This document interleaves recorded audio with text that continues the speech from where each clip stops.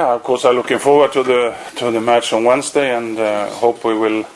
First of all, that we will win the match, and secondly, that we also will perform well. So this is the funnest part of the job, to meet the players and coming out and play the games. Are there any injuries?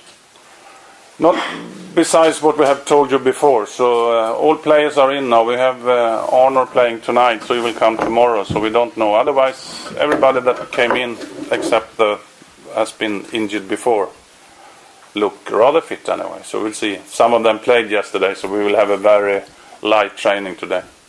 What about Aaron Einar? He is playing in the league on Friday. What will his part in the game be on Wednesday? Yeah, we have to wait and see how the two training goes. But I suppose that I'm sure that we will not play him 90 minutes. So he will play a part of the game. We'll see how fit he is and how he feels on Wednesday morning when we pick the team or tell the players the team. But I'm sure that he will at least play 45 minutes. Have you had any conversation with club coaches, because so many club coaches? No, the only one I have talking to is, I think anyway, my memory is so bad, is Cardiff coach Malky. He phoned me, so he wanted to speak a little bit about the situation for Aaron. Which is normal. Which is normal. Did we speak to anyone else? No, I don't think so. So what do you want to see in the game tomorrow? Probably win? Yeah, of course I would like us to win. I mean, we have to, even if we played tough opponents, it's no good playing. I think the players did rather well the matches we have played so far, but we have to start to win to create a winning attitude in the team.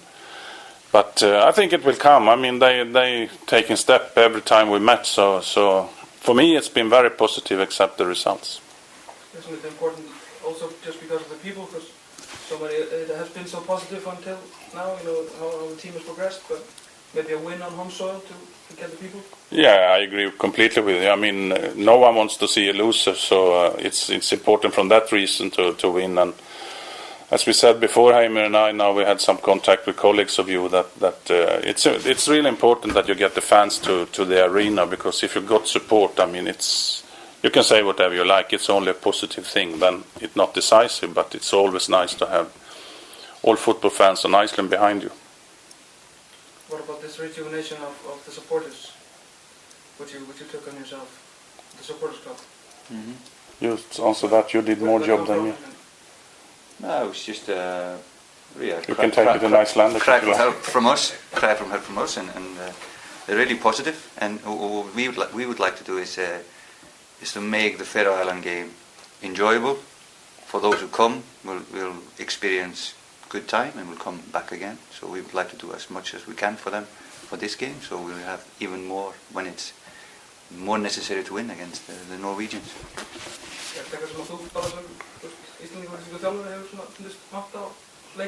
Ég heiti bara vantar bara á Íslandi almennt, og það þarf að vera einhver kúltúr, við þurfum að búa til einhver kúltúr og við gerum það bara rólegheitum. Þetta ekkit eitthvað, það kom ekkit 100.000 manns á Færeyjarleikinn, við vitum það, en við reynum bara að gera eins vel fyrir þá sem að vilja koma og vilja styðja okkur, og við erum með fullt af hugmyndum og viljum bara fleygja upp eins mörgum hugmyndum og hægt er. Þetta bjórbann, það allir þessar hægt? Alveg örugglega, ég veit ekki hvort það hættulegt að segja það, en ég meina við erum svona smá risaðalur, þetta alls þar annars þar í heiminum, og þetta virðist vera voðalega erfitt hérna á Íslandi. Ekki hafa það eftir mér svo. Það var það lokuð.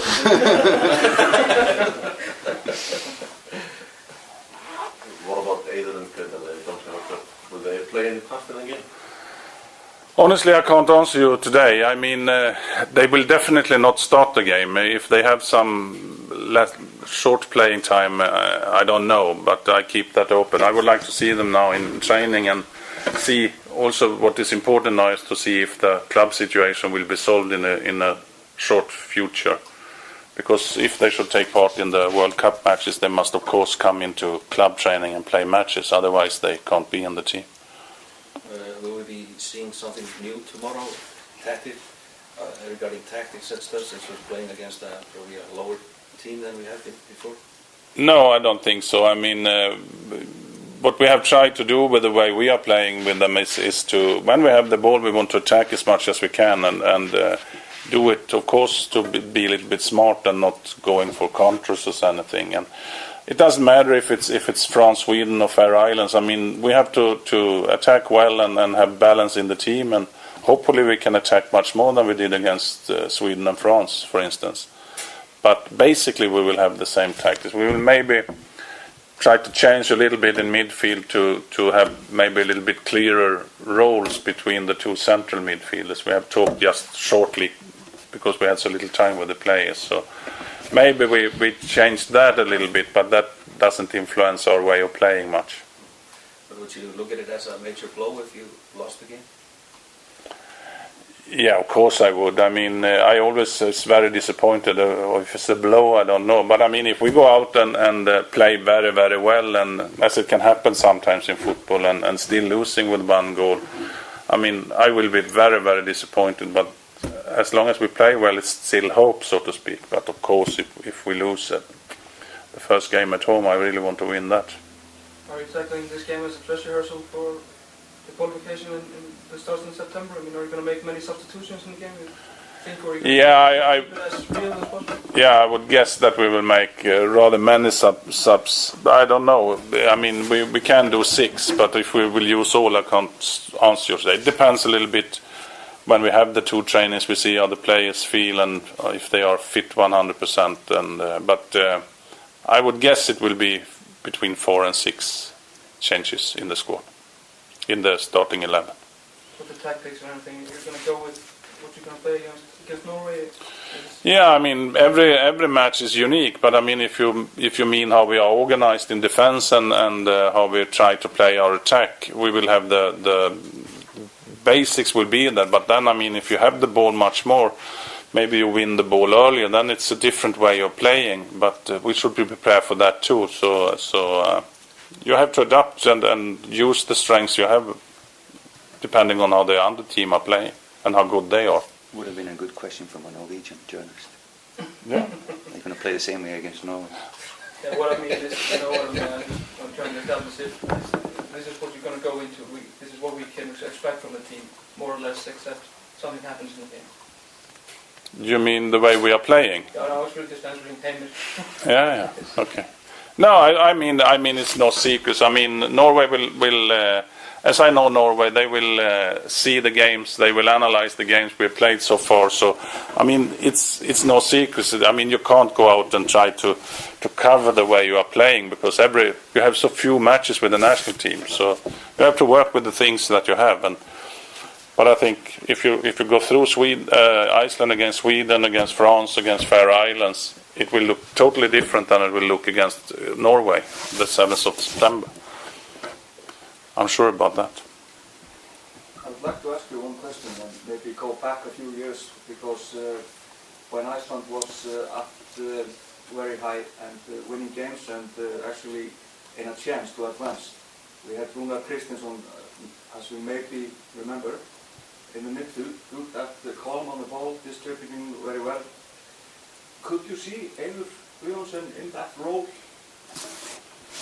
Yeah, you could see that. I mean, it also depends, I mean, what the qualities that he has, and then if you want him to play because he's that good that he should play, then you have to balance the team so you can use his skills in the best way. I mean, with all respect for Eiður, I mean, he's during my 20 years in international football, I never seen a better Icelandic player. I mean, he's been outstanding these 20 years I've been on. Yeah, he's been in the national team maybe 15 years. But I mean, he's not getting younger. So if he comes in, if he's finding a club, is fit and good, I mean, he can do things. But then you have to look upon what skills you want in other players' position, though, because maybe he's not going to. You cannot maybe ask him to work as hard as others do in the defense, for instance. So then you have to maybe rebalance the team if a player like him comes in. So that's the most interesting thing, I think. Being a coach is to find the right roles for the players and to find the right balance between offensive and defensive qualities, both in the team, individual players, and then you have to set that in how good are the team you are playing against.